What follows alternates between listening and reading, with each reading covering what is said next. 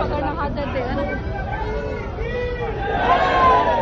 बोले बोले बजरंग बली के जय।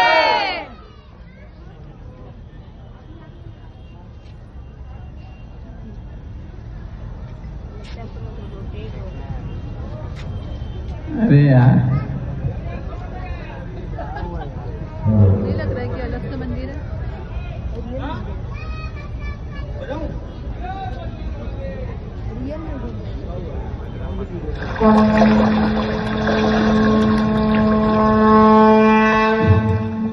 సర్వ మానవాళికి రక్షకుడు, మనకు కొండంత అండగా నిలిచేవాడు, మనసులో తలచిన వెంటనే గుండెల నిండా ధైర్యాన్ని నింపగలిగే మహాయోధుడు, అభయహస్తంతో ఎల్లవేళలా మనల్ని కాపాడే ఆ పవనపుత్రుడిని ఇప్పుడు మనసారా స్తుతించుకుంటూ శ్రీ పంచముఖ ఆంజనేయ స్వామిగా అవతారమెత్తిన కథని దృశ్య రూపంలో తిలకిద్దాం రండి.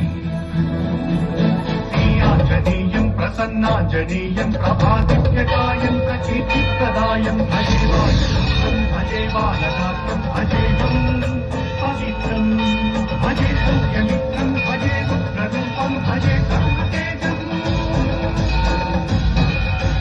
అది రామాయణ మహాయుద్ధం భీకరంగా సాగుతోన్న తరుణం. శ్రీరామచంద్రుని సారథ్యంలో వానర సైన్యంతో విజృంభిస్తూ లక్ష్మణస్వామి తనతో పోరాటం చేస్తున్న రావణుడి కుమారుడు ఇంద్రజిత్ తలని బాణంతో ఒక్క వేటుతో వేరు చేశాడు.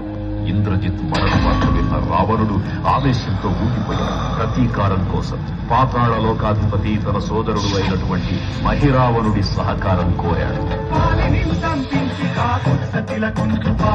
వీక్షించి